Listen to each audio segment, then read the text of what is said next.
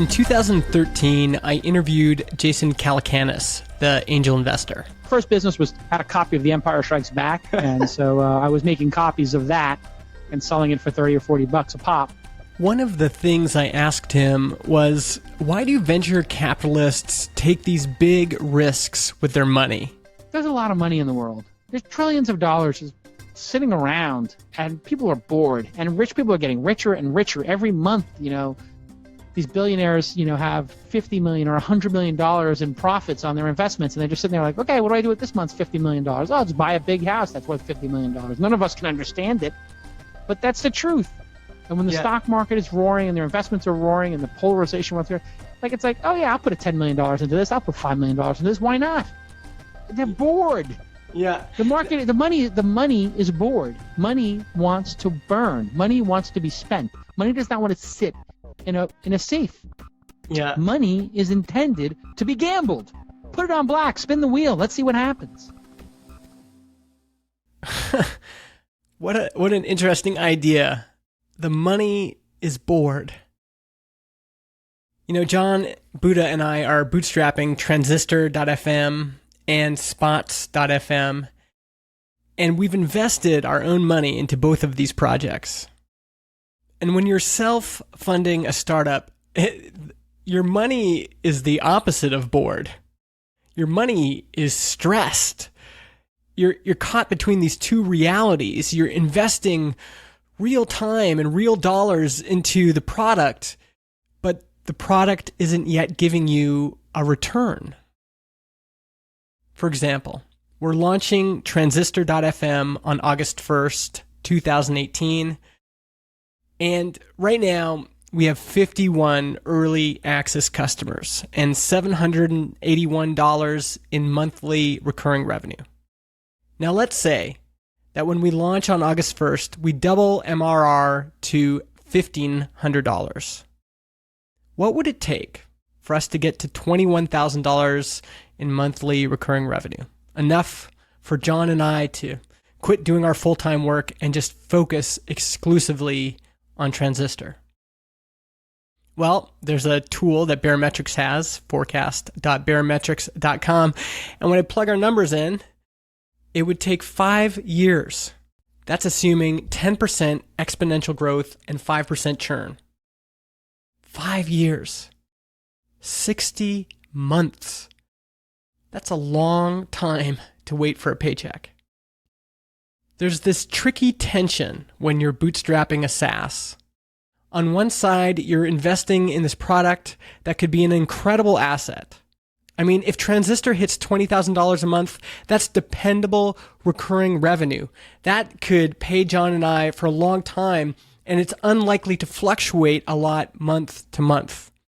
Even more, that's a sellable asset. That's something that someone might want to acquire down the road if we ever wanted to sell. But on the other hand, we are investing time and money into something that isn't a sure bet. It's a risk. So it's easy to see why bootstrapped founders get stressed. And it's easy to see why so many experience burnout and have to quit. That's something that Mike and Fred talked about on their podcast, Hit Reply. After like a month, you start feeling it, right? And motivation levels start dropping, and it starts kind of affecting, I guess, your health. So I get to a point where my motivation levels really start dropping, and because of that, I start eating worse. Unless you can somehow jump in and stop that cycle, it doesn't end very well. And I think that's where we often hear the stories and the famous stories of burnout, which are almost like car crash endings where it all falls apart because you've been going so hard. Bootstrappers who are building something new have to walk this really fine line. We're investing a considerable amount of time and effort and money to launch our product. But at the same time, we also need money to live. And it can be years before SaaS can support you full time. Which has got me thinking about Basecamp again. What Jason Fried and David Hannemeyer Hansen achieved with Basecamp is what most bootstrappers aspire for. Heck, most of us would be happy for even a fraction of their success. They've long been the example of how you can self-fund a product, bring it to market, grow it, and have it succeed, all without needing venture capital or angel funding. But that story many of us have been telling ourselves about how they achieved that success isn't quite right. Yes, they've been bootstrapping Basecamp since 2004. And yes, it was profitable from the beginning. But in 2006, they did something a lot of us bootstrappers haven't paid a lot of attention to. Here's Jason Fried on the Foundation podcast. So in 2006, Jeff Bezos got in touch with us. He'd seen me speak at a conference in San Diego at eTech in 2005. And a few things came together, and he was interested in what we were doing. He liked our message. We're a very long-term focused company. He's a very long-term focused guy. And for me and David, my business partner, it was good because, this is 2006. We weren't sure if this Basecamp thing was going to last. We didn't know. It was an opportunity for us to take some money off the table and put a little bit of money aside just in case. Jason and David took this investment from Jeff Bezos. And what made me think about this was this recent interview David did on startup.co. And in that article, the interviewer asked, "As you've built Basecamp, you've been really vocal about resisting the temptation of unicorn culture. How have your perspectives changed?" And David's answer is interesting. He said, "It wasn't without temptation or struggle to stay like this.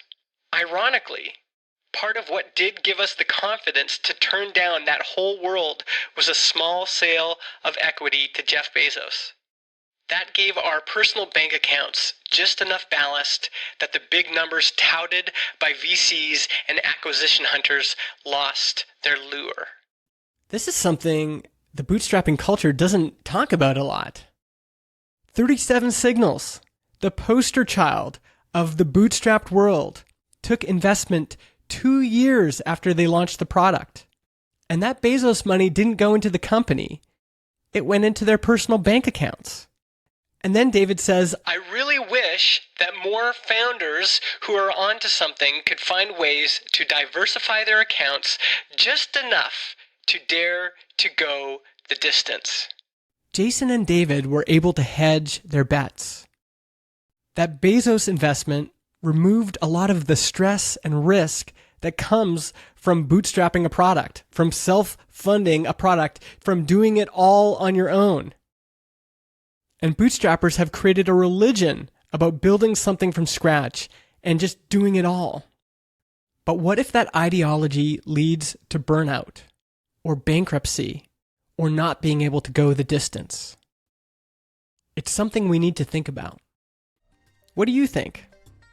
If you're listening to this right now, you can reach out to us on Twitter @TransistorFM, or you can contact me directly. I'm the letter M, the letter I, Justin, M-I, Justin.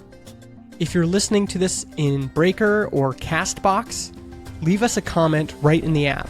And while you're doing it, if you could also give us a heart or a thumbs up, that'd be great. You can also email us at mail@transistor.fm. That's it for this week. We will be back with a launch episode next Tuesday. If you want to get notified when we launch, sign up at transistor.fm.